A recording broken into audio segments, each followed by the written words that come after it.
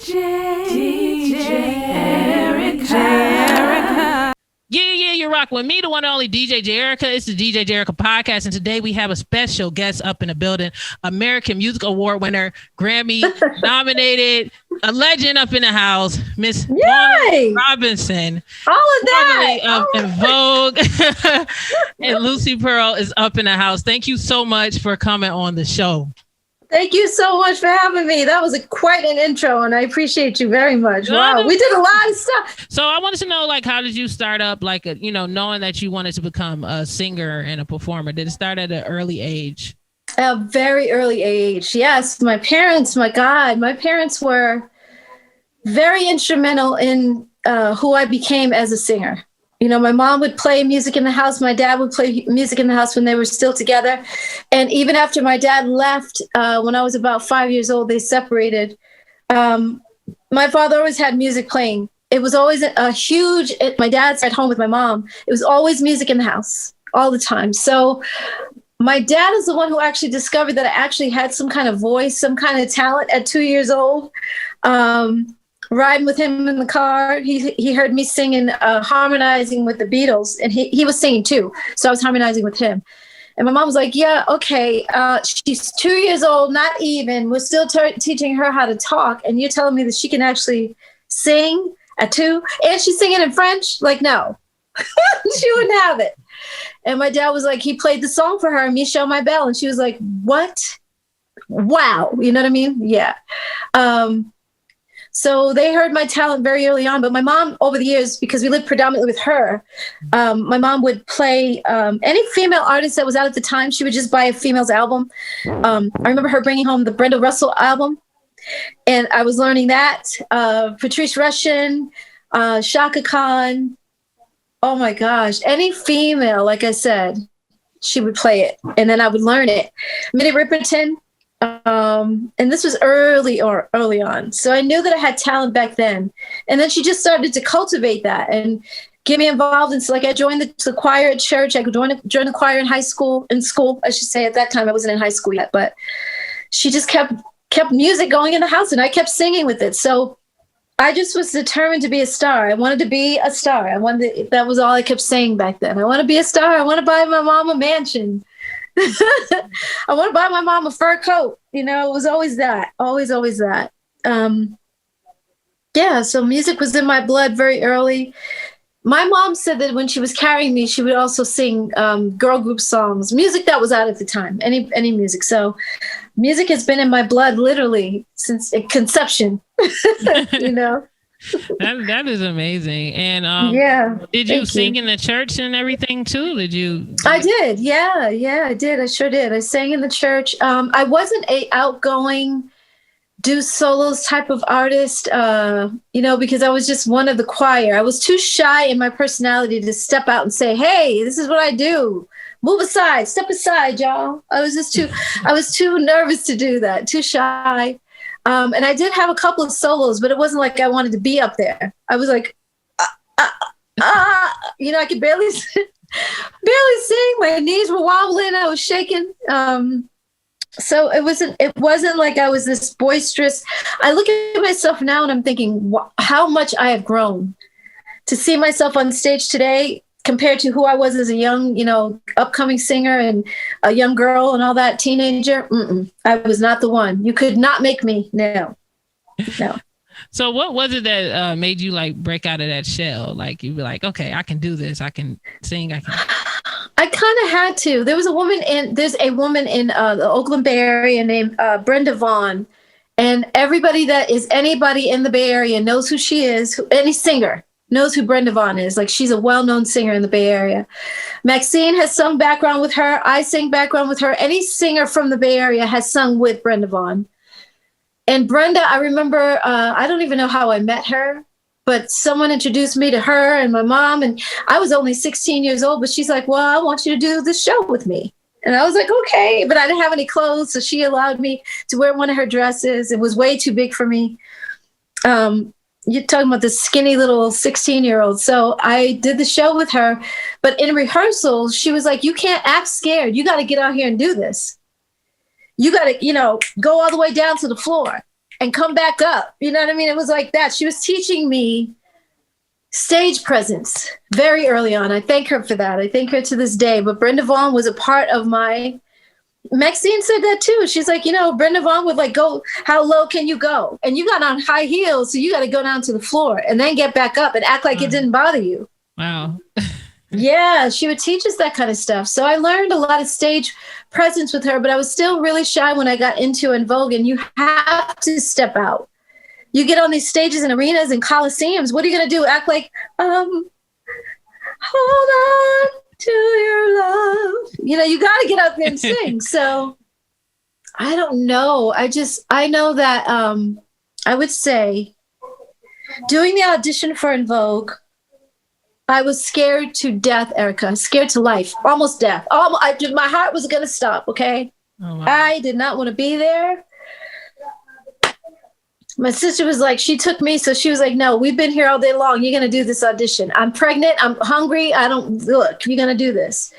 So luckily for her being there, she pushed me because she was like, she knew what I was capable of, even if I wasn't so sure myself. And I went in the booth. I did not want to sing at all.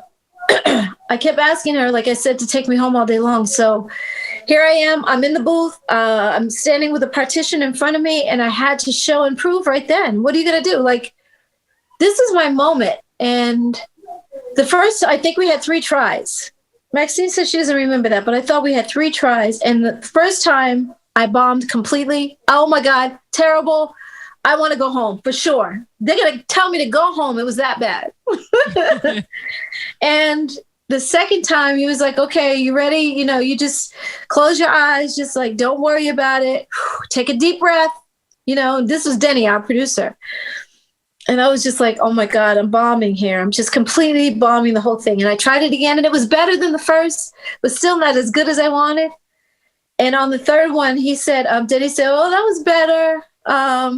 But I think you got one more in you. I was like, oh, Jesus, please help me, God. Please help me. So we had just learned the song that day. You know what I mean? I couldn't close my eyes and feel the song because it didn't know it.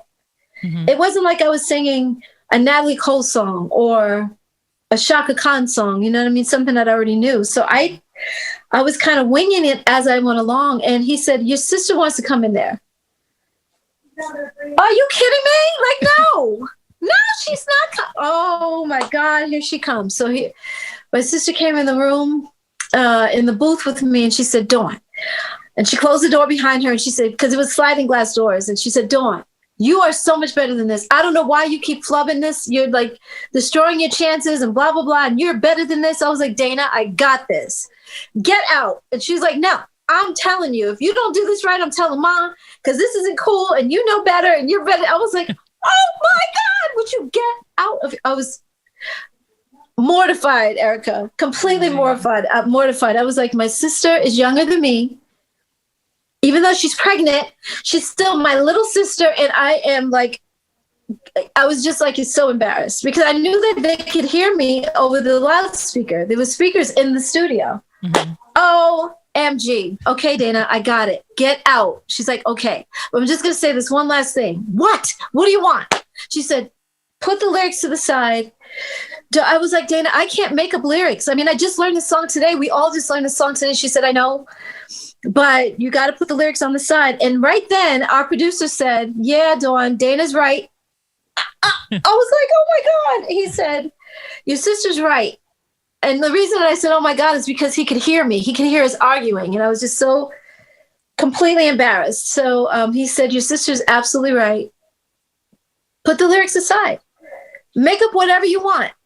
I'm not going to hold that against you. Just make up whatever you want. Because, we had already done the background to that song that day. And it's a song called Waiting on You on our first album, Born to Sing. So we had already put the background vocals on there, and I can't just make up anything like the trees are blowing in the wind. It's a sunny, happy day. Like, come on, I got to sing about what the lyrics are about in the chorus. I can't keep wasting my time waiting on, you know what I mean? I got to sing to that, and I got to make sense to what the background vocals are saying. Mm-hmm. He told me to put the lyrics on the side. What? So I did it. And he said, okay, are you ready? And I said, I think so. And the music started. It's 10 o'clock and I'm still. And I remember that part because that was written down. And I just looked at it. Waiting by the phone. Our background parts and all that. And I was like, oh my God, won't be back again. I'm feeling so intense. Oh, baby. And I just winged it. You know what I mean? And I just kept going. Yeah, thank you so much. But I think what happens in your life on the occasion that there's a job that you really want, or it's a moment of truth. Mm-hmm. It's that eye of the tiger. That's what I had that moment. You know what I mean? It was like now or never. If I blow this whole thing, I'm never going to forgive myself.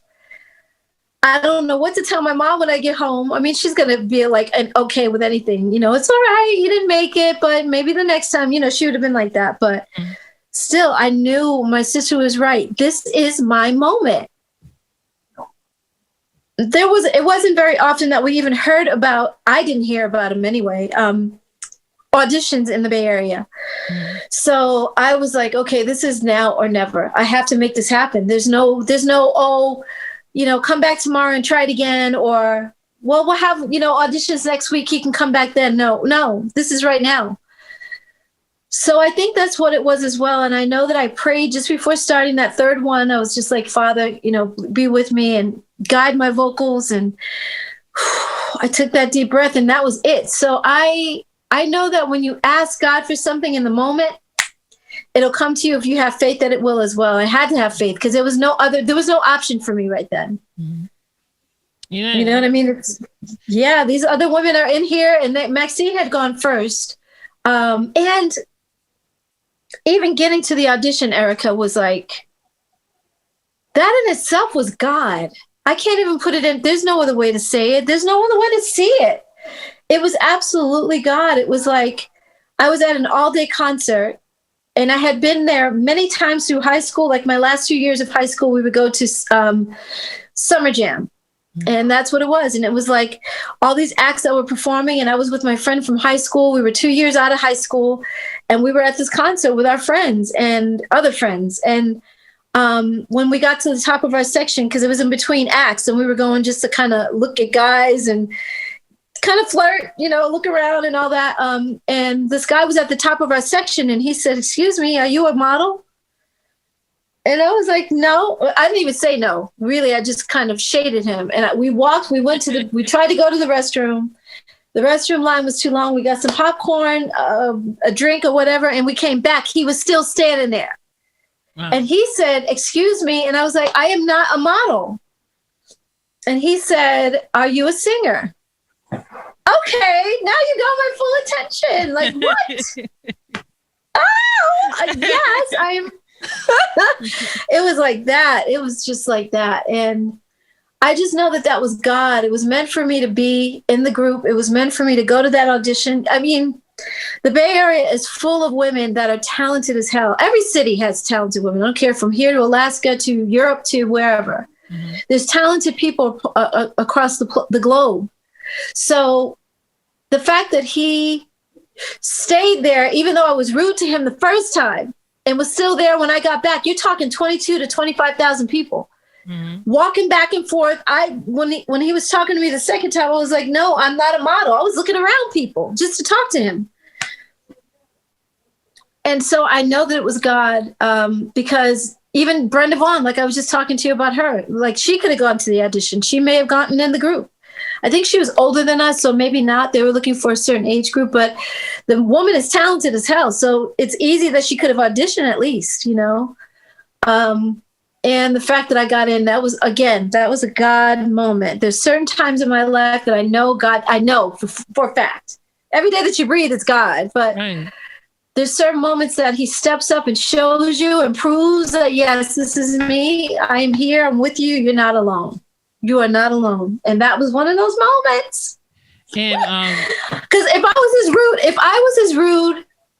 I talked to two young guys that I thought could have been in a group or could have been a singer, And I think he was probably, looking back in hindsight, he was probably a talent scout. Okay. And if those two young men were as rude as we were to him, I would have been like, fuck y'all. Oh my God, no. Like, let me go find some good, talented young men like that are nice to me, because we were so mean. I was mean. But it was meant to be. It was God again. It was God. And when did you find out that you actually made the group? Did you find out that same day that you were in the studio, or was it like a waiting process to let you know that you made the group? It was a waiting process. It was about maybe Maxine had asked me at the audition, she asked me to do a show with her and sing background for her. She had a show at this place called Jeffries that I think Jeffries is still around. Jeffries is still around in Oakland. It's one of those spots that your grandparents hung out. Your granddaddy used to hang out and catch little young girls. Your parents used to hang out. And now here's my age group hanging out at Jeffries. Like, it was that kind of place. And Maxine was doing a show. She asked me to sing background. I said, yes, but I don't have any clothes. She said, okay, well, I'm going to call you in a couple of days to, just kind of like, 'cause you can come over and look at what I have. And I have some dresses that you can borrow. So she called me that next day. 2 days later. And then she said, okay, so this is my band. I still don't have a keyboard player and I don't have a bass player maybe. And I only have 2 background singers and you're another one of them, but I have to have 3. So I want one more girl. So you and another girl are 2, and I got to get one more. This is the song list. She gave me her song list, which was top 40 back then. She was just doing, cover band. Mm-hmm. And then she said, and when you come over, I'll show you some dresses and stuff. And I was like, cool. So we got off the phone. About a week later, Maxine called me back again, and she said, okay, so anytime you want to come over, I'll show you what I have. I finally got a bass player. I got a keyboard player and another girl to sing background. And oh my God, I can't believe we're in the group. What?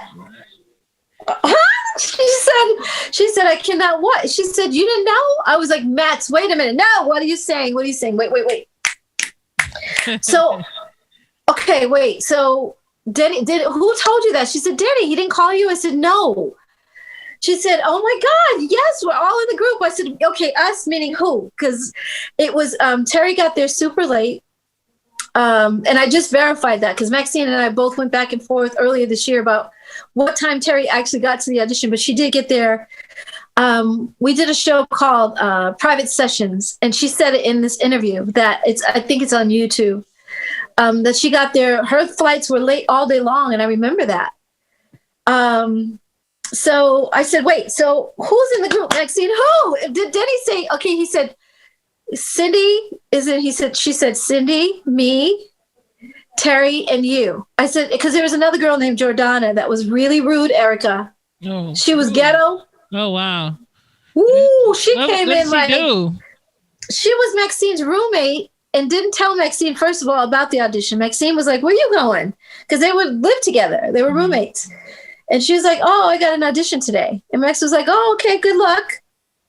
And then Maxine's friend, I think a mutual friend of Jordana and Maxine, called her and said, Max, there's an audition today. You want to go? I'll take you, and so Ken, his name is Ken, and he brought Maxine to the audition.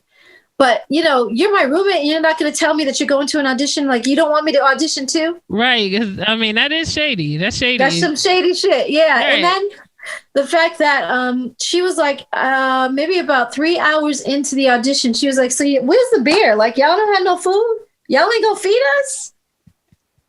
She was like that. Like, so I was like, oh my God, she is not making the group. No. She's done.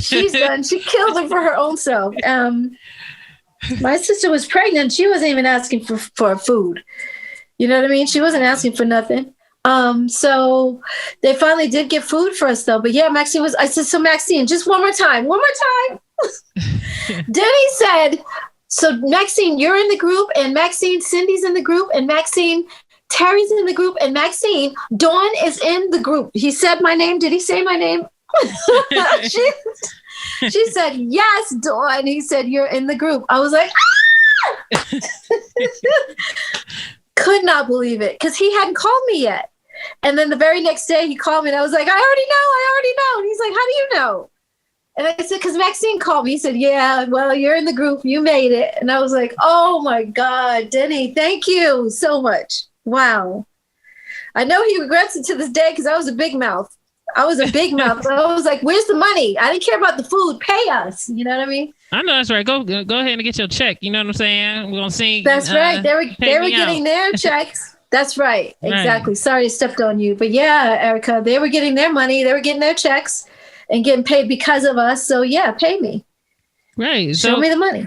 Y'all started y'all freshman album, Born to Sing. And yes. What was the studio sessions like up in there? It was amazing. It really was, because we were, first of all, I was the only one who had been in a studio session, I think. Cindy and Terry may have done some sessions before, because I think they did Carl Lewis's album. He was trying to do an album. So they may have been in the studio, but this was a new adventure for all of us. Mm-hmm. There were so many misconceptions in my mind about what it meant to be a celebrity. Now we're stars, so that means automatically we're going to be rich. And we had gotten a $10,000 advance, so I was like, yes, because I hadn't had $10,000 in one sitting before. And even though it was $5,000 upon signing and another $5,000 after the record was finished, so we got $10,000, but it was $5,000 up front, $5,000 on the back end. I was still so happy. I didn't care. I was grateful, and all of us were. So the sessions were amazing. They were great. Denny started changing, though, quickly. So the nice guy that started out in the very beginning with us no longer was that nice guy. And he was saying... What happened? What happened?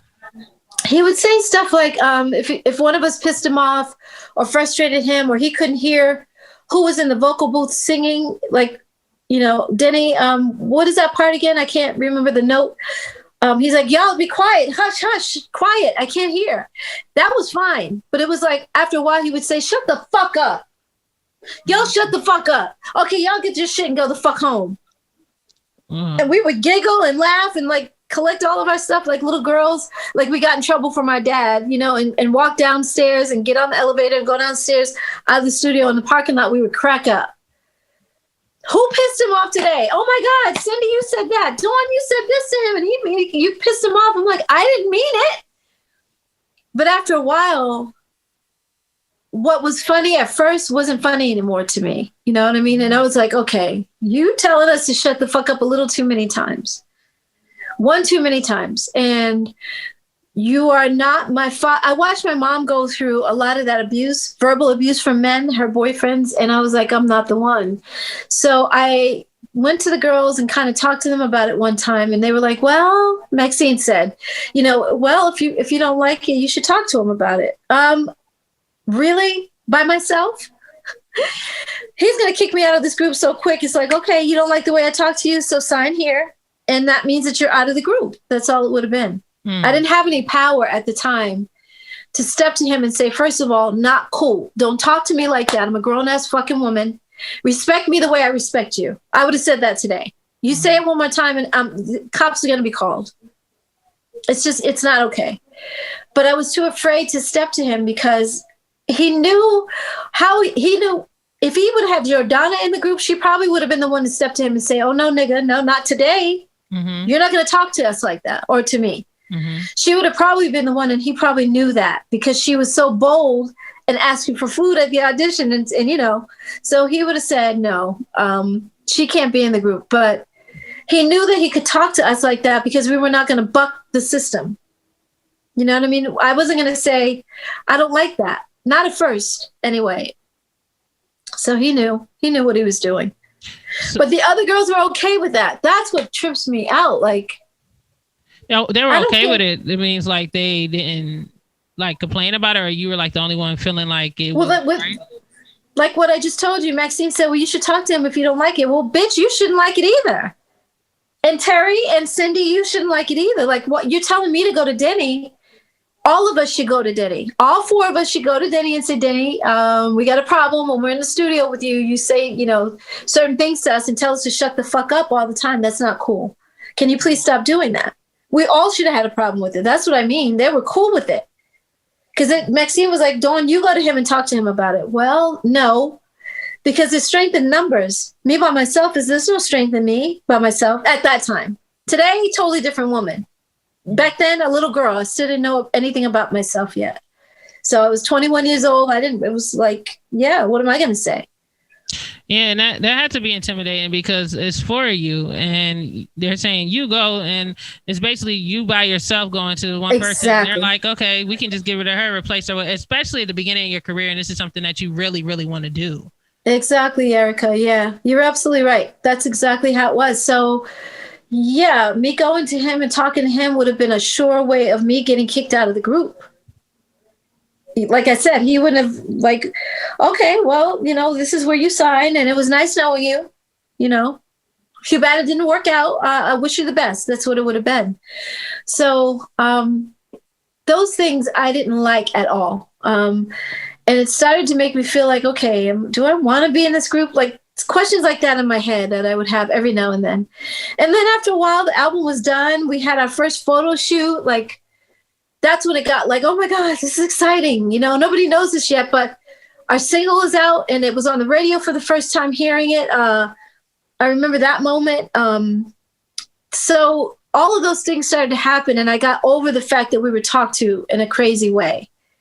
I kind of condoned it or brushed it off like, okay, whatever. He said, shut the fuck up again. All right, I can get through that. I can get through this day. And we finished the album, like I said. So now we got our first photo shoot. Oh my God, we're looking at ourselves like professional artists. Like, look at our pictures. Like, oh, look at the cover of our new single, our first single. Hold on. Oh my God. Everything started to move really quickly after that. And we were no longer talked to that way because we weren't in the studio anymore. We had already finished that album. So, but in the process, in the interim of all of that, while we were still recording, let me just go back a little bit. Denny would have what I call the brainwashing sessions with us. So it was almost like the guilt trips that he would give us for who wants to leave the group first. Who's going to be the first to leave the group? You don't want to be the Diana Ross of the group. You got to stick together. Y'all are sisters. Y'all are this. Y'all are that. It was that kind of shit. And I'm like, okay, you've said this so many times now. Every time he would take us to dinner or take us to lunch, or we'd be at his house writing the album, writing Hold On, and a few other songs that he allowed us to write on, which for the first album, we were grateful. And we weren't writers growing up anyway. We didn't write poetry like a lot of singers grow up, writing poetry. So we were learning as we went along. So that was exciting and fun. But it was like Denny was telling us stuff like it was just guilt trips. It was mainly about sticking together. It was never about what the group does for the one person. If you have problems, you go to the group. Everybody come around that one person and make sure that she's okay. Mm-hmm. It was never that. It was always like, you don't want to leave the group. You want to be here. Y'all stick together. It's like, okay.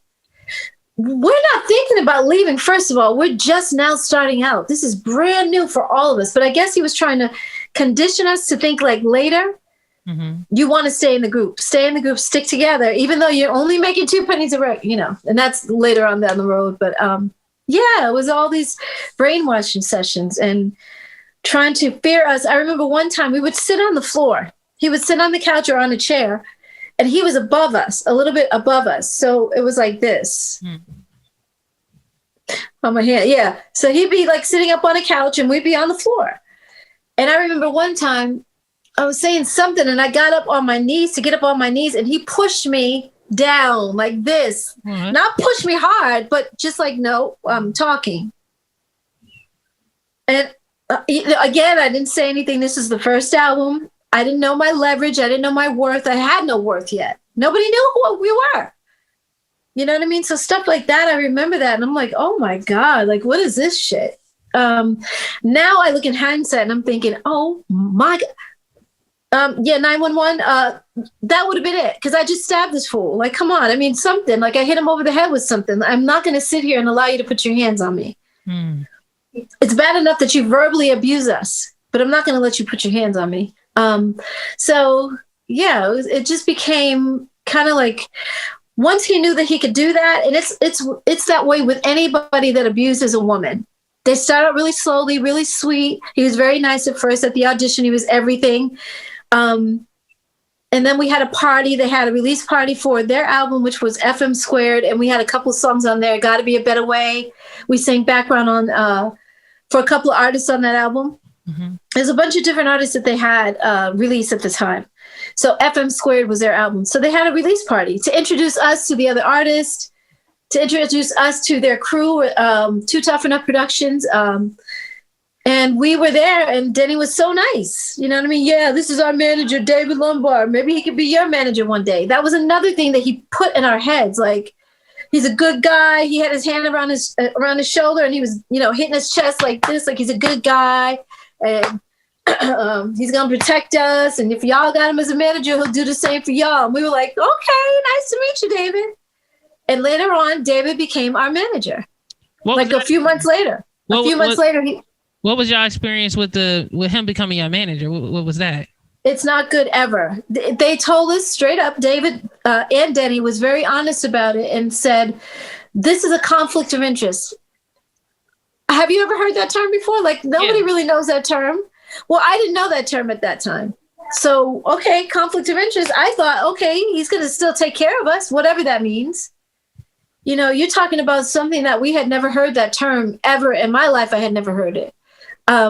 So our manager was managing, like he said, managing David and Denny and Tommy. He was also managing us. That's never good. So if there's something that goes wrong, you can't use your manager as the go-between to fight your battles against that production company. Right. So in other words, because our manager was in the middle, so let's see, I'll do it like this. If this is Denny and Tommy, and this is our manager, and this is us, the manager cannot fight. We you know what I mean? We have to have somebody else come in between to make it right between us, because he can't stand there and make it right between us, because he represents them and he represents us. So who's he gonna protect? You know what I mean? He can't. There's a conflict of interest there. So he really couldn't have our backs the way that we needed him to, and that left us in a really bad situation. So that's why we were making 2 pennies a record, because there was no one to really, make sure that our contract was better. And I got to say, and I've said this a few times, during your first contract, you're not going to get a whole lot. You're not going to get offered a whole lot of money because nobody knows who the hell you are. You got to prove yourself to the world first before you can renegotiate or negotiate for better terms. Mm-hmm. After that first album sold 3 to 5 million, really after 1 million was sold, we should have went right back in and renegotiated. Hey, we want more money now, pay us. Well, we never did that. We were on the road. And before we know it, when we got home, we started the second album. So we went in the studio to record our second album. So we recorded Born to Sing under certain terms, terrible terms, beginner's terms, brand new artist terms. And then on the second album, it was the same way for Funky Divas. Same exact thing, same terms. But now we've sold over, 5 million records, like whatever, like, come on, like, where's the money? That's why I said we should have went in and renegotiated, and we never did. So what caused it where you guys never got back in? Because I know you said you were on the road and everything else, but when y'all came off the road, I'm pretty sure you had meetings before going in and recording and doing more work. What happened where y'all didn't have the chance to say, okay, 2 pennies per record is just outrageous. We need to get this now. Maxine had called Denny, our producer, the one I told you tell us to shut the fuck up all the time. And she said, Denny, aren't we supposed to do something like right now? Like, okay, Born to Sing has sold so many millions of records. Like, what, aren't we supposed to like renegotiate or do something? She didn't know the term. And he said, no, because for him, everything was fine. Him and Tommy had a great deal. It was the 4 of us that didn't have a good deal. So he was like, nope, don't touch it. What ain't broke, don't break it. Leave it alone. And it's like she went to the wrong people. She should have come to me. And I would have been like, okay, Max, that makes sense. Like, I don't know what to do either, but there's something that should happen right now. You're absolutely right. We sold so many millions of records. And I would call her, and we would get on phone calls together and have these powwows about what we should be doing. let's get the other two girls on board so we can fight for ourselves and get a new manager, really is what we needed. Somebody that would be in our corner only. And we never did that. So, and by then Terry was dating Denny. She was dating Denny on the first album. So she wasn't willing to do anything with us that went against Denny and Tommy. And she made it very clear all the time. She, in fact, so this was the second album. We did the second album under the same terms. We were too afraid to even step to them and say, what should we, like, I remember, I think we still had the same attorney. And I want to say that was Donald Wilson was our first attorney. I know that was our first attorney, but I think we were still on the same attorney because we got a new one later.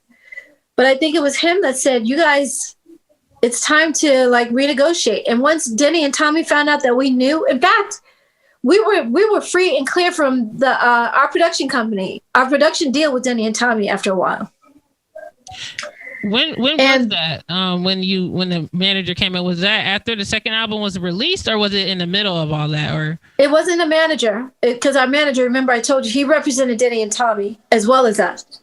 So it wasn't him that said that. It was our attorney. Attorney, yes, that's what I mean. Yeah, exactly. But again, we didn't want to go against Denny and Tommy. So Maxine made a mistake, and she would always do this of calling Denny whenever she thought, because she didn't realize that they were the enemy. Just because Denny and Tommy loved us in the beginning and was like, we're family now, and we signed you guys, and you're our artists, and we love you, and putting their arms around our shoulders, and y'all are like our little sisters, does not mean that they're not going to do the right thing when it comes to business. They're not going to represent themselves as Denny and Tommy. The two of them had each other's back, but they didn't have our backs because they weren't supposed to. We were signed to their production company, but everything was working as long as we didn't start waking up to what was going on. And the terms that we were under was working for them. So they were fine with that. Don't start asking questions. You know what I mean? Don't start rocking the boat, because no, everything's fine for us. Like, leave it the fuck alone. Don't say nothing. And so we didn't say anything. We didn't bring anything up. So after a while, Maxine and I, like I said, we would have our phone calls. And I was like, wait, Max, so you're right. Our percentages are not high enough, and we don't have enough. And now at this point, we do deserve more. And a lot of times, too, when you have a manager, the managers and the attorneys and the agents, all of them are pretty much bought and sold by the industry. Mm-hmm. You don't want to get an attorney that is like I had this attorney one time, Peter Paterno, great guy, but he also worked for the labels.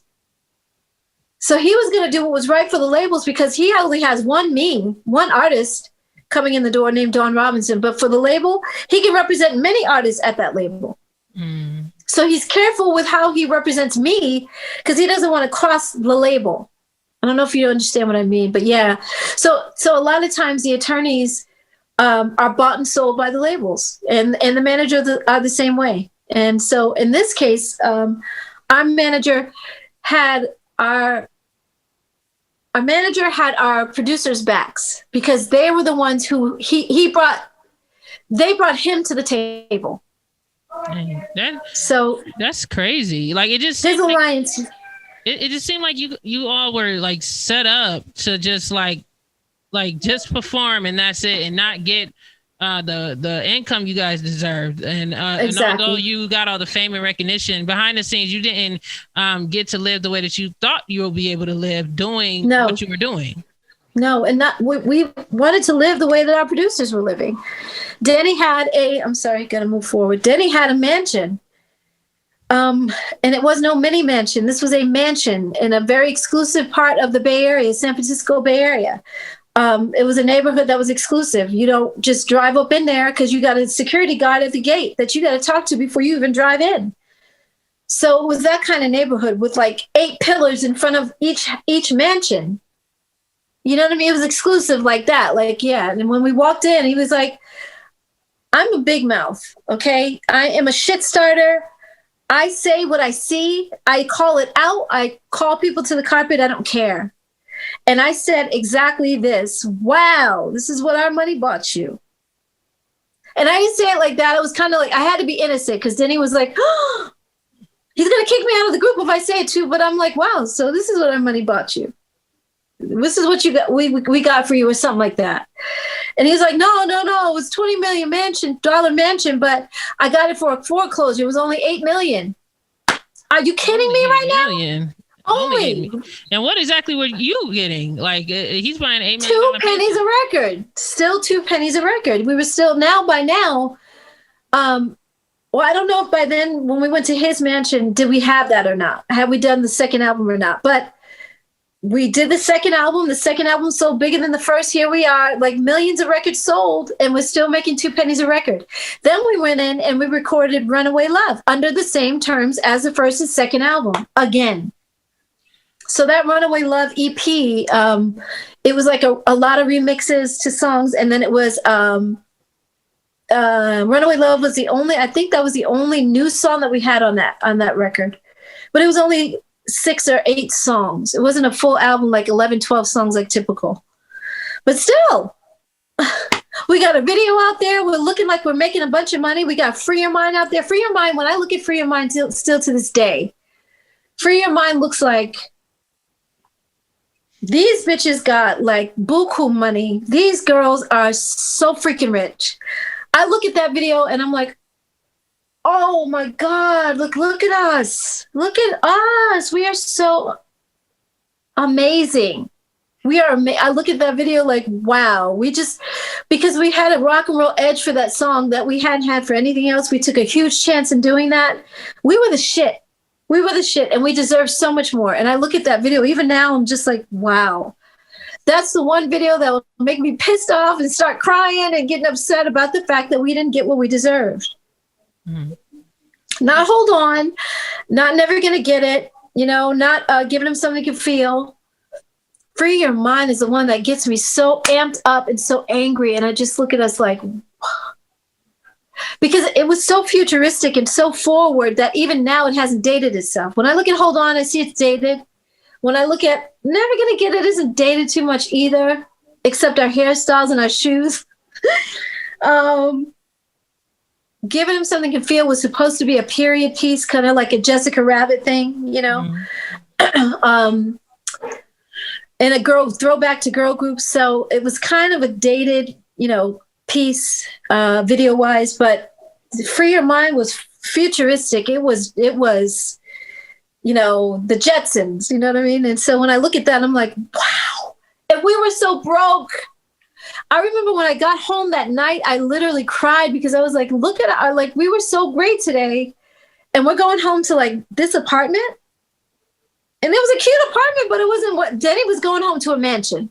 You feel me? 11 bedrooms, 9 bathrooms, or 9 bathrooms, 7 bedrooms, something crazy, a lot, way too many.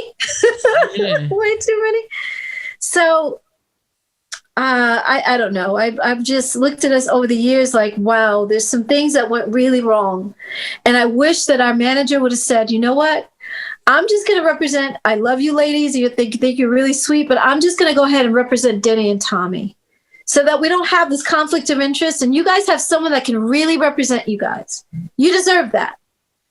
You really deserve it, because if I represent you, I can't represent you. When it comes to renegotiation, I have to step away from the whole thing. And so at one point, I want to say before we did what became the EV3 album, we tried to go in and renegotiate our contract. And that's when I was like, you guys, Cindy, Terry, Maxine, we need to get a manager that's going to represent us. And David said, okay, I'll step out.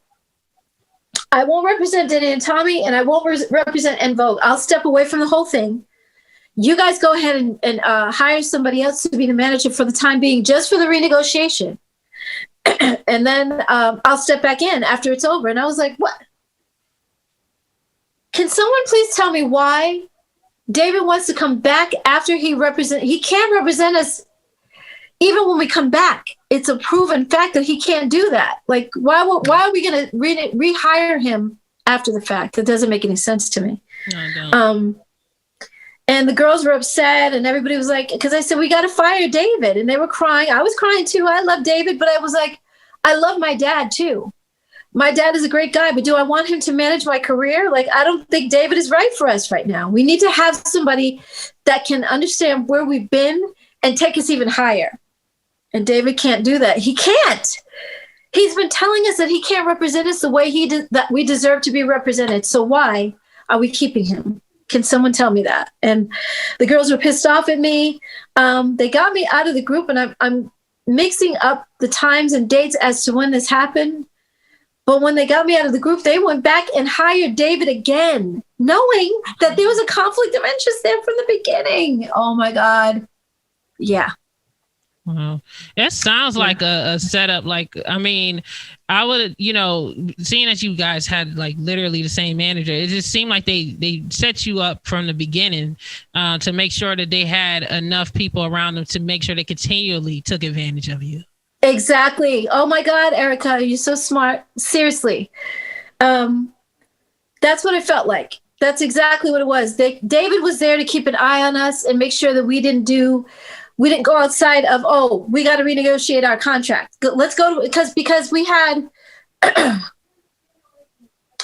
the industry as a whole had found out that we were not making a lot of money. So Babyface, LA and Babyface, what is it called? LaFace came to us and said, we have a fully indemnified deal on the table for you guys. Fully indemnified means as if you drive a car, you have Mutual of Omaha, you have AAA, you got State Farm, and you got Farmers Insurance all around you.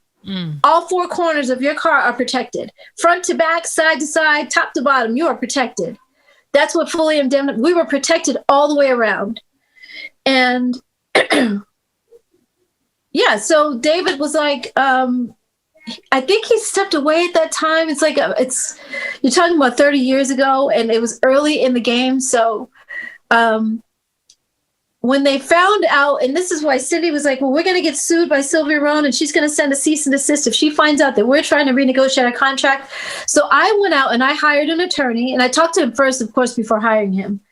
But I met with him in his office. His name is Donald Passman, and he has a book called All You Need to Know About the Music Business. One of the best books in the business to this day. I know about and that. And I hired him. You have it? Yeah, I know about that book. It's funny as you said that. Like, yeah. Oh my goodness. Yeah, people have bought me that book over and over again, like for Christmas and my birthday. So I have like 3 copies. Yeah, so you're smart too. Like, but I figured Donald Passman, at that time, Donald Passman was representing Janet Jackson. And I just asked him, I said, is it true? Like, if we try to renegotiate our contract right now and try to get away from, because at that time we found out, like I said, we were free and clear from Denny and Tommy. So we no longer had 2 Tough Enough Productions in the middle of our deal with Sylvia Rohn. So let me see. How do I describe this? Sorry. You got Denny and Tommy, Sylvia Rohn, Atlantic Records, and then us. Denny and I'm sorry. Let me do this back the other way. Sylvia Rohn, Atlantic Records, Denny and Tommy, then us. Denny and Tommy were in the middle of us and Sylvia Rohn. So we wanted Denny and Tommy to get the hell out of the way so we can have a direct relationship with our label. That way they don't dictate to us. We can get more money and renegotiate that way. And when they found that out, I brought in Donald Passman to just explain to the girls, he said not only would Sylvia Rohn have to let you go if you brought this to court, not only would she have to let you go, but she would have to pay you some kind of severance fee to because you guys have only made 2 cents a record. There's been millions, and like by then probably a good 15 million records sold, or no, probably more than that. Because by the time I left in 97, from 1990 to 97, there was 28 million records sold. 28 million. And back then, CDs sold for like, what, $10, $15? Exactly. And we were only getting 2 cents.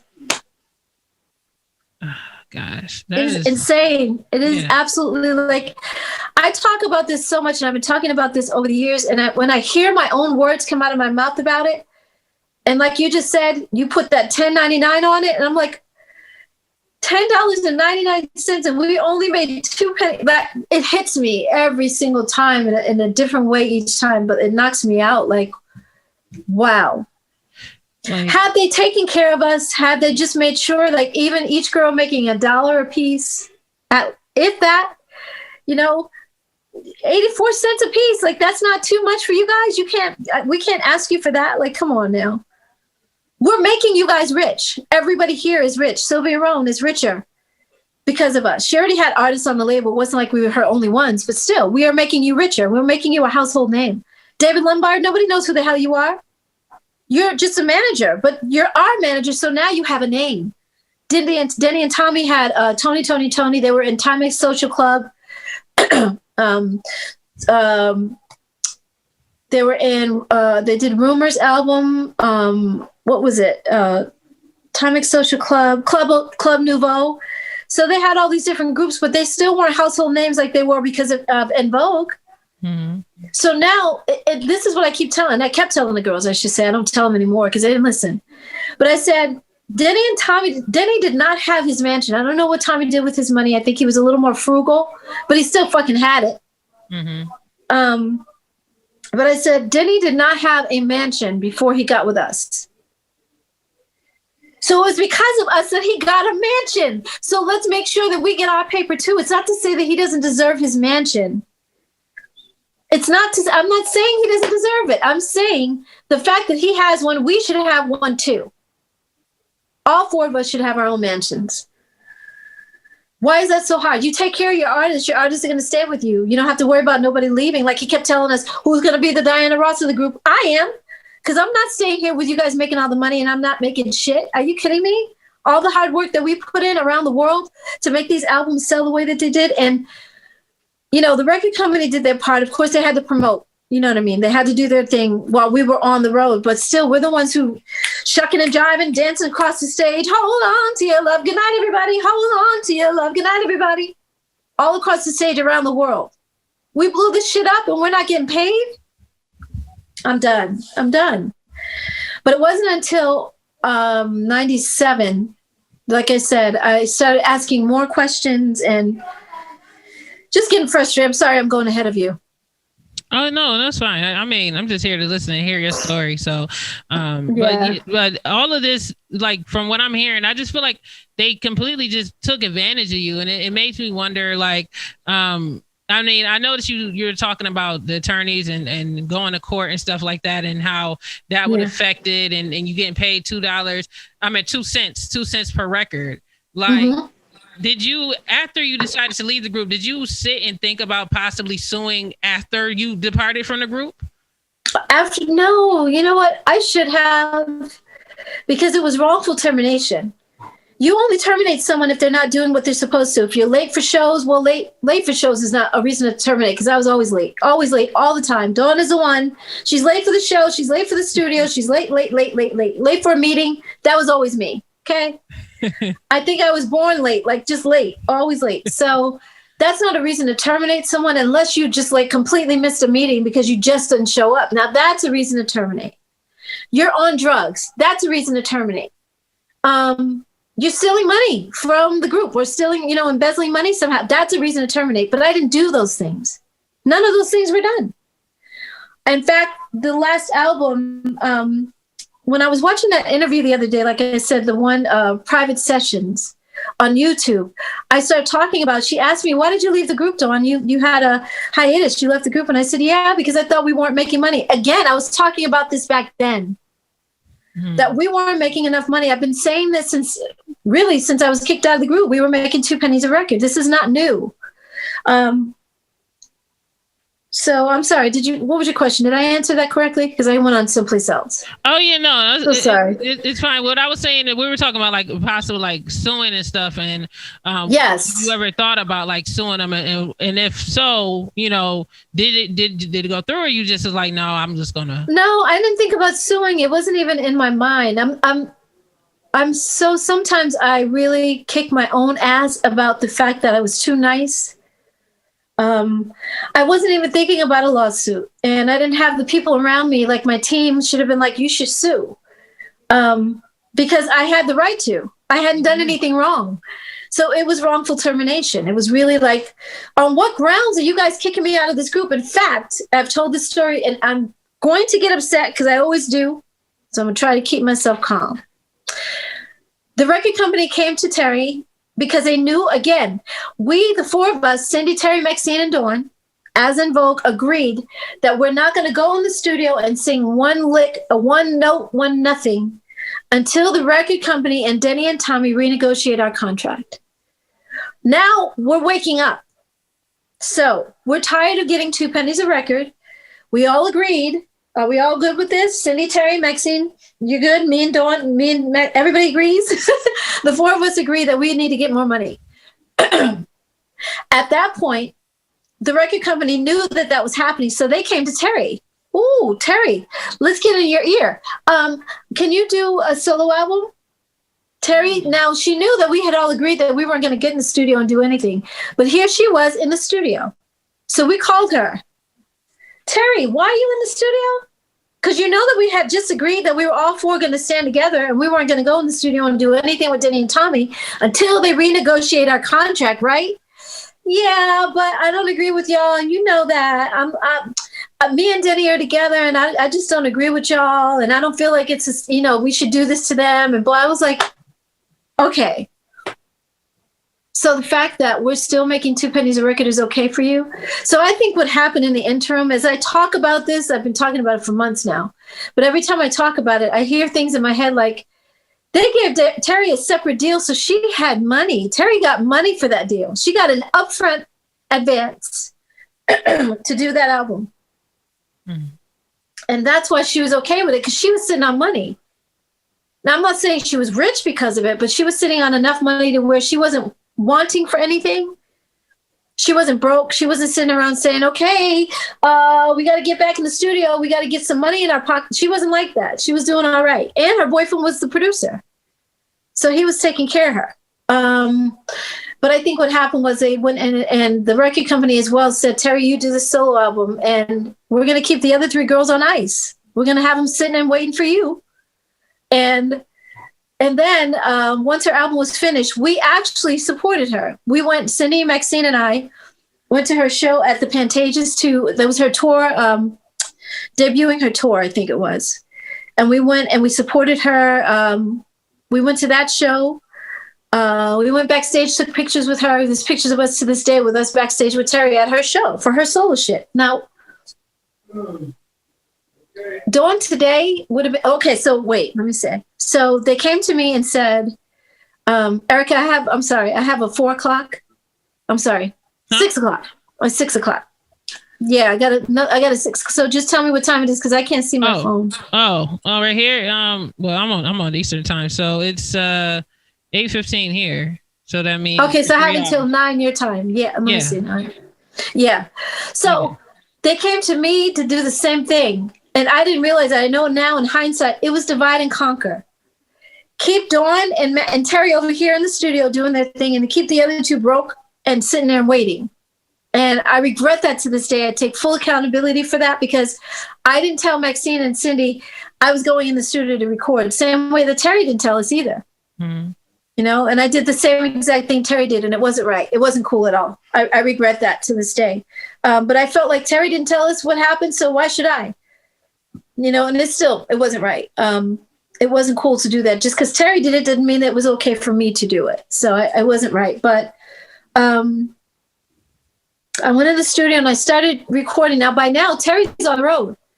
So I had 3 songs recorded, and then the record company comes back to me. Oh, Dawn, we're going to pull your record right now. We're going to put it on the back burner until we're done with this next album, because we're pulling Terry off the road, and we're going to go ahead and start the next En Vogue album. And I was like, no, I'm not with that. No, you guys played games with me. It really was keep them busy, in other words. And so they don't renegotiate. So we never renegotiated for better terms. We did that 4th album, EV3. We did that under the same terms. I think they went in and after they kicked me out of the group, they renegotiated for themselves, if I'm correct. I think they did. Yeah. So let me get this straight. You go through all of this trying to make it so you all get paid fairly. They're protesting against it. And the moment that you walk out the door, everyone's back on the same page, and now they want to come and think of the idea that you thought of years ago. Exactly. Get what they want once you leave the group. I think they did, because I know Maxine was saying when I called her that next day after they kicked me out of the group, we had a meeting, which was supposed to be a creative meeting. Our managers were supposed to be there. Sylvia Rome was there from New York. She had flown in, our record company representative. I think she had someone with her as well from the record company. Merlin Bob was her right-hand guy.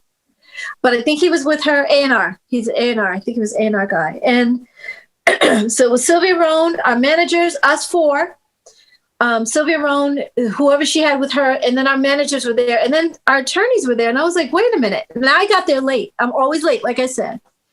But when I was like, why are our attorneys here? Like, that don't make no sense to me. And then so Sylvia Rose kept talking, because when I walked in, she was already talking.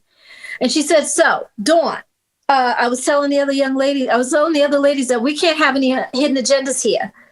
And blah, blah, blah. And she's from New York, so she got this strong New York accent. And I said, okay. She said, so you're doing a solo album. I said, okay. And she said, well, you can't do that. I said, now, she had let me go as a solo artist, because when she didn't do my solo album, I told her I wanted out. I want to revoke my solo rights. I'll stay in the group En Vogue. I'll stay in the group as a member. But I want to leave as a solo artist, because I think you fucked me over. You did Terry's solo album, but you didn't do my solo album. Like, that's not cool. And I said, okay, so, and what does that mean? She said, well, you're doing a solo album. I said, and you know that I'm doing a solo album. Yes, I am. But that hasn't affected anything having to do with En Vogue. One bit, not even a little bit. So I don't understand why you're upset. Like, what's that about? And she's like, well, we can't have any hidden agendas. We're getting ready to put a bunch of money behind this album for En Vogue. And I was like, wait a minute. So it's been 8 years that we've been together, 8 years. And now you guys have our backs after 8 years? I don't understand. Like, that doesn't make sense to me. You should have had our backs from day one. Or 7 years ago, or 6 years ago, or 5 years ago. Like, you should have done that back then. Now you're saying you got our backs, and I'm supposed to just believe, oh, Atlantic Records has our backs now, you guys. I got our backs. Come on now. Come on. I didn't trust that. And then I said, and Terry did a solo album as well. What's different about that? What's the difference with me and Terry doing it? And Terry turned to me and said, it just is, Dawn. It's just different. It just is. Bitch, are you kidding me? Like, wait a minute. Hold on. Because I don't understand this. Why is it different for me doing a solo album than you doing a solo album? So in other words, they didn't kick you out of the group, but you guys are kicking me out of the group today? Is that what's happening? Because if that's the case, then wow, I can do battle by myself. It's been 8 years we've been down with this shit. Making 2 pennies a fucking record. I'm good. I'm cool. I'm out. I'm okay. So my thing was, Cindy and Maxine should have asked the same thing. Yeah, Dawn is right. Like, Terry did a solo album and we kept her in the group, but we're kicking Dawn out for the same exact thing. That doesn't make any sense. It's not fair in any way. Mm-mm. It's not. No. And from what I did on my research, they were saying that they re-recorded the records from the last album that you were on. Is that true? I can hear my voice all over that record. In fact, Babyface told me that he had a hard time pulling my vocals off because he's like, I couldn't do it. I loved what you sounded like. Like, it was hard for me to pull you off. The sound of En Vogue, that En Vogue album would have been different without me. Just like the Rocket album is different without me and Maxine. Electric Cafe, I think it's called. That album is different because Maxine and I are not on it. The Masterpiece Theater album, I love that album. I think they did a great job on it. I give them props for that album, but it's different because I'm not on it. That's Maxine, Cindy, and Terry. So, yeah, they didn't read it. They may have recorded some stuff over because they had to put my parts in that weren't there. They couldn't actually play, but the background parts, I'm in there. So they kept you up in the harmonies in the background and everything else. Because it would have changed the En Vogue sound. People would have been like, what the hell? Like, something's missing. Not just Dawn, but something's wrong with this whole out. Like, our blend was so magical. By then, it was an En Vogue sound that we had. So you couldn't just have one girl missing. It would have been noticeably different. So upon you leaving the group, I know eventually you got together with Raphael Sadiq and you guys made Lucy Pearl. But in between that time, what were you doing before you got onto that next project after you left the group? I was meeting with a lot of different labels. So I had met with Virgin Records. I had met with RCA. I met with different, like even independent labels that were kind of doing big things at the time. So they call them major indies. I met with a few labels back then, and I was also in the studio just working locally with guys. So I didn't have a budget, but I was going in the studio. So I recorded a song called Healing. I was going to say, I Don't Know Why, that was on my solo album. There's a lot of music that I recorded with local people in Oakland, local producers in Oakland. And that was the whole thing. I was just recording music, writing songs, just kind of staying in the woodshed, as they say. So, of course, you had a solo album called Dawn. The single was Envious, right, that you put out? Yeah. Right. So how was that to have the opportunity to just be focusing on yourself and putting out your own music and just being... That was so fun, Erica. It really was. I missed the girls. I did. And so that album came after Lucy Pearl, though. Yeah. So I miss the guys too. I mean, it was really hard, but I was like, okay, obviously I'm not meant to be in a group. I don't do well with groups because it's always someone either trying to outshine the other one, or the jealousy, or the fear, not wanting to stand up. You have to. I was just listening the other day on the radio, talk radio. There was a union that was standing up for the people. You have to have people stand up for you. If you can't go to the record company directly, or you can't go to your manager directly, you have to have, or your producers directly, you have to have someone stand up for you. And that's what a union does for the people. I don't care what job it is. If it's a corporation, there's a union that stands for the people to get them better wages, to take care of them when they have sick leave, or what do you call it? When you're hurt on the job, stuff like that. There's someone to always represent. And we didn't have that. So I missed the companionship. I missed the camaraderie between us and having fun and laughing with them. But I had background singers. I had people around me, so it was cool. But yeah, in the interim, I was writing quite a bit. I have about 5 albums worth of material. Oh my God. My mother, when I actually live with them now. But when I was, before I would move in with them, when I would come over, she'd be playing. I'm like, oh my God, I forgot about that song. Oh my God, I forgot about that song. Like, I have some great stuff. So I'm considering putting out this material and just re-recording it because it's just great. Nobody's ever heard it before, so they won't know that it's old. I know it's old. But yeah, I was recording quite a bit, just getting to know me again and figuring things out. At first I was afraid, I was scared. I was like, oh my God. And then I was angry. I went through all these different emotions. It's like being fired, and now you're not with your coworkers anymore and you're by yourself and fuck your boss. It was all that. It was everything. I was angry. I was upset. I was happy. And then I was like, hell with them. I can do this all by myself. You're born alone. You're going to die alone. You can be alone. It's all right. I'll record alone. It's okay. It's all right. So then we're going to rewind back because, of course, like you did Lucy Pearl, then the solo album. So how did you get into the group with Raphael Sadiq? What was the whole story with that? How did that come together? I was managed by this woman named Cassandra Mills, who probably she was one of very few Black women in the industry with a powerful position like hers.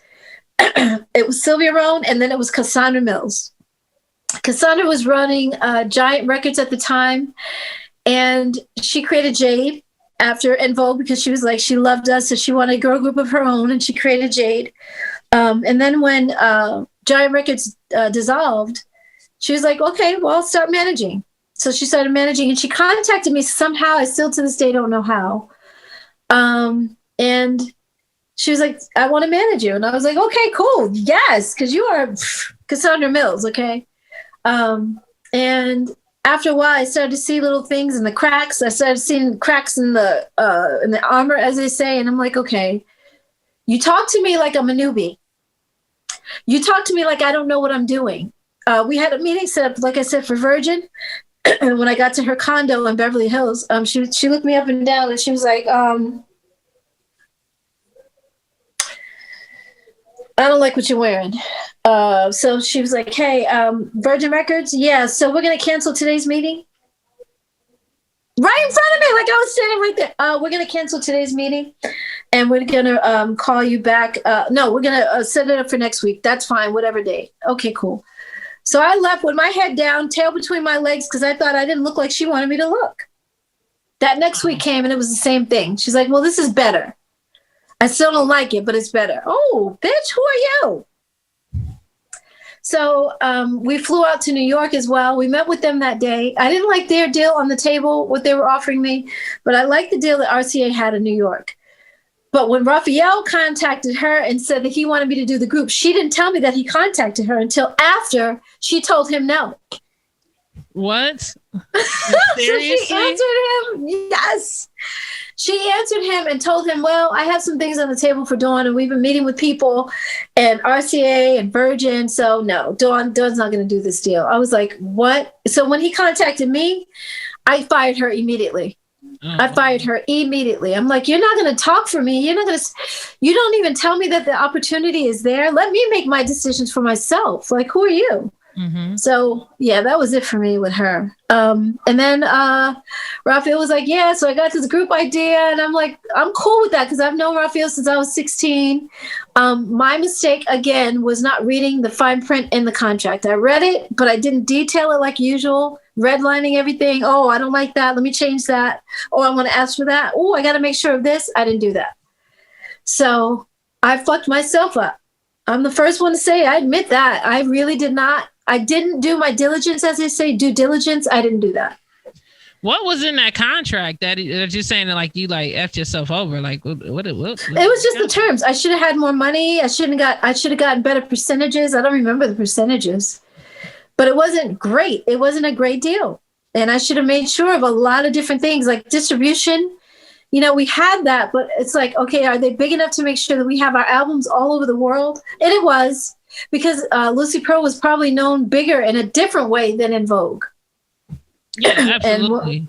When we got to Ireland, it was proven. When En Vogue got back together in 2009, we were working up to our 20-year anniversary, which was 2010. And we had done all of the states here in America. We went to China, came back. We went over to Amsterdam, Rotterdam, London, Paris, and then Ireland was the last stop of that European run. And we had done Don't Mess With My Man and not Dance Tonight, because I didn't have a guy to do Raphael's parts. But we did Don't Mess With My Man all across Europe. Here we are in Ireland, and literally when the music started and the guitar started, Raphael started his part, and the guitar, we had a guitar player because we had a whole band. Mm-hmm. The place erupted, Erica. I was just like, oh my God. I kept looking at the girls like, and they were like, oh, Dawn, because I couldn't hear them. Don't mess with my man. You know, I couldn't hear them, and I couldn't hear the drummer. I couldn't hear the timing of the song, so I had to walk over to him, and he was like, click, click, click, click. He was trying to give me the rhythm. Because I couldn't hear anything. The place was going bananas. Crazy. I was like, oh my God. I had a microphone and I was like, you guys, oh my God. They were like, we love you. We love Lucy Pearl. We love you. Oh my goodness. This, I had to pop my collar a little bit too, because it was like, yeah, y'all singing background for me. This is Lucy Pearl's world right here. Okay? Yes, it was amazing. It was amazing. So I always wonder, like, what would have happened if Lucy Pearl would have gotten its feet? Because when we got started, it was only supposed to be a one-off. It was always supposed to be just one album, one album, nothing more. So I always wondered, what would have happened had we stayed together? Yeah, that's a good question. We were just getting started. Yeah, we were just getting started, and it was over before we knew it. So Raphael was not nice. I couldn't stand it. I couldn't do it anymore. I wasn't going to hang anymore because I lost my house during that whole thing. He told me, I don't have a lot of money to give you up front, but whatever you need, I got your back. I can figure it out. Excuse me. And I was like, okay. And I turned down RCA to do that group. So it's like, wow, Raphael, you didn't have my back, dude. So like you didn't get the money you were supposed to be getting from your contract, or what happened? No, I didn't at all. No, well, he didn't have a lot of money to give me, remember? And by the time we started selling our record, I barely get, again, I admitted that I did not look at the terms of the deal. So I barely get royalties from any of that stuff because I didn't say, no, I want more. I want a higher percentage or I want a higher point on the album. You know what I mean? I didn't do that. So whatever I was getting is probably less than 2 pennies a record, less than En Vogue's. Yeah, it was bad. But Raphael regrets it because that was the biggest shit he had ever been a part of. It was just getting started. It was on his label. You would think that he would want it to succeed because it was on his label. I was signed to Raphael Sadiq. I wasn't signed to a major. Like En Vogue had, Denny and Tommy, En Vogue, Denny and Tommy, Sylvia Rohn, Atlantic Records. We had a go-between. There was no go-between me and Raphael. I was signed directly to him. And we were signed as Lucy Pearl to Left Bank Management or Left Bank, whatever the label was for Left Bank, because they had a management division and then they had their record company division. Yeah. So I'm here. I'm in the trenches. I'm showing and proving who the fuck I am. I got your back, Raphael. You don't have mine. And when did you notice that, his personality changing? Because I'm pretty sure in the beginning everything was fine, but when did things start to go south? At first, he had to get used to having a girl in the group, and he would visibly say things like, what the fuck? Like, I'm standing right here. A guy named Lee Bailey, we were here in Vegas at Sprite Night, and we were doing the Billboard Awards, and you have a bunch of tables throughout this big, huge, it's like a convention center or a convention room. And not even a room, it's massive. And you got tables, each table has its own radio station. So you might do Stockholm, you'll do Germany, you'll do Chicago, you'll do New York, you're going to do Cincinnati and Ireland over all these different tables. Wherever you go, you have to do interviews for each of these countries and cities around the world. And we were waiting for our next interview and was standing up against the wall. And Raphael's like, this guy named Lee Bailey comes over and comes walking over. And he's smiling before he even gets to us. And he has a hat because he always wore a hat and glasses. And he approaches us and he pulls out a little dictaphone tape recorder out of his pocket. And he steps in between. Raphael was on my left and Ali was on my right. And he stepped in between us. And Raphael was like, what the fuck? Don't you see I'm standing here? Shit, or damn, or something like that. And he walked away. And I looked at Ali and I said, we are done. We're done. Because people like that walk back and they tell other people, wow, Lucy Pearl's awfully nasty. Your reputation gets around. Just because he said that to him doesn't mean it's just about Raphael. He could have said, Lee Bailey could have said, Lucy Pearl is very rude. All of Lucy Pearl. That means that me, Ali, and Raphael were going to be seen in a certain way just because of Raphael's attitude. And Lee Bailey didn't pay him any mind. He's like, well, everybody wants to stand next to Dawn, and he just kept going with his interview. And I was like, thank God, because your reputation is all you have in this business. That's it. You can't go back and make it different. You can't start from 21 years old and build your reputation. You are who you are. And when people see that, it's like, oh my God. So Raphael started showing signs of jealousy. He did it again in London, and the woman told him, because we had all these interviews set up all day long. And I think about the 10th or 11th interview, Raphael sat up, he was on the couch, and he was sitting back, just attitude, arms folded. And he sat up and he said, excuse me, but, aren't you going to talk to me and Ali? We've done stuff too. And Ali, I was sitting in the middle. Ali was sitting on my right. Again, we're in the same position we were when Lee Bailey approached us. So Raphael sat up and he said, excuse me, you got to ask us questions too, because me and Ali have done some things in our career too. We're here. What the fuck? And she said, yes, I will, but Dawn has done a lot more. No, yes. She said, yes, but Dawn has done a lot more. And I was like, ooh, ooh. Damn. Because I felt weird after that. I was like, okay, I got to play small. Because Raphael's obviously jealous of me, and it was just stupid. I showed him an article of Gwen Stefani and I forgot where we were, but Gwen Stefani and No Doubt. No Doubt had the same problem with Gwen Stefani because they started out as a garage band in Orange County, California. And here it is all of a sudden, everybody wants to talk to just Gwen.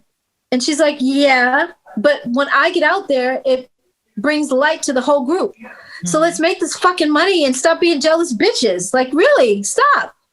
You know what I mean? It's like, I'm no better than you guys, but if they want to only talk to me because it's Vogue magazine, hello, that brings, it shines the whole light. When I shine, you guys shine. So stop being jealous. Let's make these millions. Yeah. So you guys, and I know like when people are fans, they live in a fantasy world and they hope like, well, since we love this song, we love dance. I know. Tonight, don't exactly. mess with me, man. You're just like, yes, hopefully they get back together, but it doesn't look like that's gonna happen. That's what it sounds like to me. No, Erica, who wants to work with, if you lost your house with Raphael or anybody else in this world, would you want to work with them again? No, I don't believe in working with someone who did not care enough about me. Mm-hmm. He cared enough to get me to sign to him. And when I did that, he turned his back on me, like right away. The whole thing shifted. And I'm like, wait a minute, where's the guy that had my back when we were kids? And where's the guy that said he'd have my back when I got in this group? Don't you know that I let go of the deal for RCA because I wanted to sign with you? Why can't you have my back? Like, I just didn't understand that. And we were winning. Lucy Pearl, I love En Vogue. Don't get me wrong. Oh my God. Love En Vogue. But I was not, I love it. I love Lucy Pearl more. I'll just put it that way. I love Lucy Pearl more. I think Lucy Pearl was so special and so dope. It's just the album was just amazing and how we came together. And I had two producers that I was working on before Raphael. Like I said, I was just in between En Vogue and Lucy Pearl. I was writing songs. And so the producers that I was working with, Jake and the Fat Man, Bobby and Glenn are their real names. Raphael was like, I like them. I like the sound that they have with you. Bring them in on the project. So we brought them in. Like, it was really magical. It was magical. And I was so proud of us. I still am. I think that project was just like the bomb, the bee's knees, as they say. Wow. But Raphael couldn't get past whatever was happening with him. I know it was jealousy to a point, but I also know he had a crush on me. He told me that, but I thought it was when we were kids. We were 16. So I didn't know that he still had one. I don't even know if that was it. I don't know what was on his mind and why he would rather see Lucy Pearl fail than succeed, because you go out and get Joy to get in the group with you. And then he said something on MTV, like, and BET actually said back to back. He did BET one day and the next day he said the same thing on MTV, TRL. And he said, yeah, we got a real star in the group now. And just replace you with her. A real star? Like, nobody knows who Joy is. No shade to her, but nobody knows who Joy is. So why would you say that? Why did you have to put me down? What did I do to you? I was there. I'm the one who lost my house. Are you kidding me? Mm-hmm. I should have been postal, like I said, but wow, I'm still showing and proving. Here's Dawn, and she's in the trenches with everybody, and she's making sure that everything goes well. And I'm smiling on stage and dancing while I know I'm crying backstage because I lost my house. Are you kidding me? And now you got a real star in the group? Wow. How am I supposed to feel about that? Oh, I'm supposed to just smile. Somebody put a nasty comment the other day. There's a bunch of trolls out there now. And somebody said, Dawn's living at home with her mom. And the guy, one of the fans said, I told them it's better than living on the street. And they said something about some nasty little comment. And I'm like this, my parents are still alive. I'm grateful. Right now, everybody's kind of consolidating their households because of COVID anyway, because people are out of work, whatever. But there's no shame. If you have to shame someone because they're living with their parents or anything that they have to do, if you want to pay my rent, come and do that. But right now, I'm living with my parents and I'm helpful to them because they need certain things. They're getting older, so they're happy that I'm here. It's really working out well, and we're getting along. And it's great. And I love my stepdad's cooking too. So, it's fine with me. But people are so mean. Like, yeah, I'm like, okay, I'm glad I'm not you. I'm just glad I'm not whoever's made that comment. Like, wow. Yeah, and to that trolls, step off, okay? Because I got her back, and anybody else come on here leaving some comments about Miss Dawn, y'all gonna have to answer to me, okay? So get that together real quick, okay? Thank you, Erica. Thank you so much for that. Well, you deserve way more respect than that, and I can't stand that. This thing I don't like about the web is like, of course, I do the media thing and I interview people and stuff like that, sure. But it's like you were sitting here typing and talking all this stuff. You wouldn't say it to her face. That's what never would they say that to my face. No. Right. And this is the thing. I will not be here forever. This is only a temporary situation. And I'm literally right now have a new situation. So they don't know my situation. And they assume that because I'm living with my parents, I'm not paying rent either. So that's also helping my parents too, because they use that money to buy other stuff. They're on a fixed income. So it's perfect. But yeah, it's like, if you don't know a person's situation, keep your mouth shut. That's little kids on the playground. Oh, she has on her shoes got a hole in them. Or look, his jacket is, because poor kids, when you're a kid, you make fun of the poor kids. Mm-hmm. Or look, her hair is nappy. Yeah, because her mom doesn't have time to do her hair before she goes to work. Like, don't make fun of people. You know what I mean? It's a mean-spirited thing to do. And it's childish. It's like so freaking childish. I'm like, wow. But it's also because I'm speaking up about things that they don't like. These are people that are on the inside, Erica. Trust me on that. I really believe it. There are people, because regular fans don't say stuff like that. They just don't. No. They may be upset with me for leaving the group, but they're not going to say, oh, you're living with your mom. Like, that's an inside, very vindictive, bitter person, somebody that's upset, that I'm telling the truth out here. And I've been doing that. Yeah, that's what, and that, people like that, they call them minions. Get your little minion, and they come in, yes! try to type up, make their little fake accounts, and go. It's like exactly. But how much time in the day do you have to come? Like, and I always think that I'm like, you know what? I appreciate you so much today that you took out time out of your busy day to come hang out and hate on me this way. Thank you so much for coming, because I notice too, when I'm not doing anything and I'm just quiet and I'm just on, the social media every day, but I'm not really making any moves or making any noise or making waves the way that I am now, telling the truth like I have been, I don't get haters. Mm-hmm. It's only now that I'm starting to tell the truth. They're like, oh, Dawn is this and Dawn is that. And that's not true. Frank Gatson will probably reach out to you, because he's been doing that to a lot of the interviews that I've been doing and reaching out. And it's like, come on the show and tell them exactly what happened. Did you not get a mansion? Because that's the part that he's saying is not true. Did you not get a mansion because of En Vogue? Did you not buy a Hummer and a Mercedes-Benz because of En Vogue? Do you not tell people when you meet them? Because he said it in rehearsal. I was sitting there. Cindy was sitting there. Maxine, I think, had left to go get food.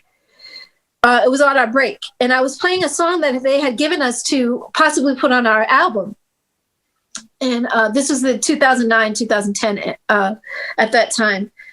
And I wanted to play it again. And Frank said, our choreographer said, turn that off. Don't play that again. And I was like, please. And I continued playing it. And when it was over, he's like, you know what I tell people when I meet them and they ask me about you? And I was like, what, Frank? What do you tell them? And he was sitting to my left with Terry. Terry was sitting right next to him. And he said, and she's eating her salad or whatever she had. And he said, I tell them hardwood floors. I was like, Frank, what are you talking about? Hardwood, whatever. What do you mean?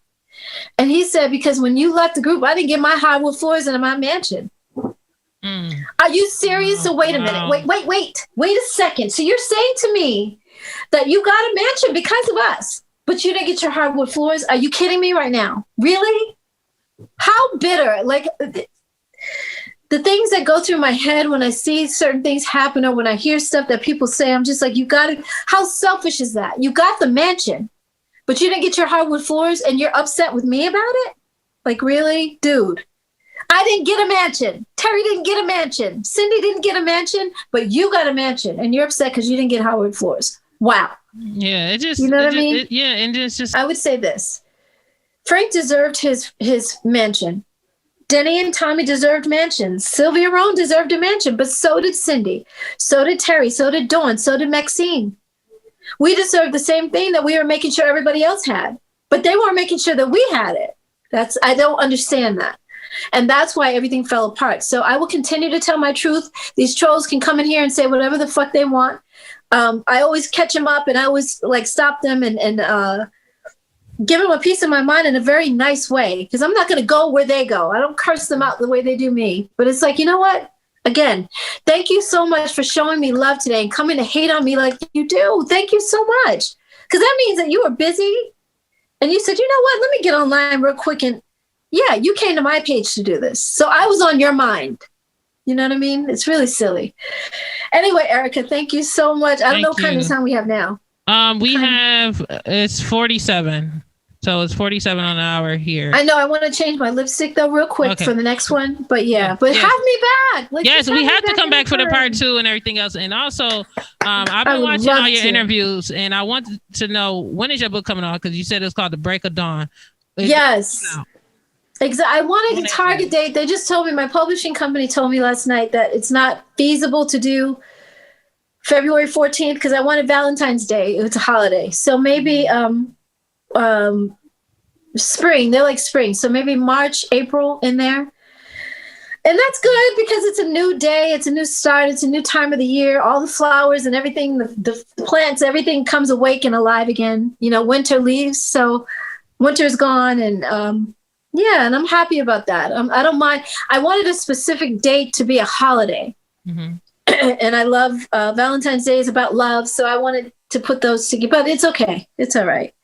As long as my book comes out and it's right, because I have a new ghostwriter and I don't want him to rush it. And I don't want to rush while we're working together. So there's we got to go through 30 years and I just got him. Like literally the last couple of days I hired him. Okay. Wow. Okay. So this is like literally in the works right now as we speak. Oh yeah. Oh my God. Yeah. I'm only but see, my problem is I'm only four chapters in, and I'm not pushing myself to that next chapter. And bringing this ghostwriter in will prompt me to have more ideas about my book and to write more stuff and to quickly put it all down because I'm taking too long. I'm evaluating my story as I go along. You can't evaluate what you just wrote. You got to write it, leave it, and then go back and fix it later. You can't. I'm editing. I can't edit as I go along. You're never gonna see a book. Listen, that's the worst part of it all. Like, listen, I'm enjoying it. I love sitting here talking to people. I love it. But the editing part is like, ugh. Isn't it a drag? It's a lot. I know. It's a lot. Why don't you do live? How come you don't do live? Oh, well, because like, honestly, like I have like this, the system, how I set it up on my YouTube channel, where I like to make sure I pre-promote everything and I like to advertise it and stuff like that. And I like to make sure it's all scheduled out and planned. So you got your thing. Yeah. All right. I got you. Yeah. But thank you. So Erica, so seriously have me back because I want to hear your opinion of my record, first of all. And I want to hear your opinion of my book. Okay. No pressure. Okay, but I do. Absolutely. I would definitely have you back. I'll be hitting you up and we are going to talk and keep talking some more because this is like one of the best conversations I've had on the podcast so far. Absolutely. What? I just love your energy. I love it. So we're going to wrap up right now. Thank you. Make sure you guys follow Miss Donna Robinson. Where's your social media so we can get the people on there? Oh, my social media is Twitter is just Dawn Robinson. Facebook and Instagram are Dawn Robinson Diva. All right. And you guys thank you for that, Erica. Thank you so much for telling me what you said. I appreciate it. No problem. I really appreciate you. And everybody that's out there, make sure you guys check this out right now. It's going to be on Spotify, Stitcher, Apple Podcasts, YouTube as well. And you guys, she's going to come back with some more interviews. I'm so glad to have had you on the show. And I cannot wait to work on some more things, y'all. 2021 is going to be a big year. So y'all make sure y'all keep it locked on the DJ J Erica podcast. And I'm going to catch y'all on the next show. DJ Erica.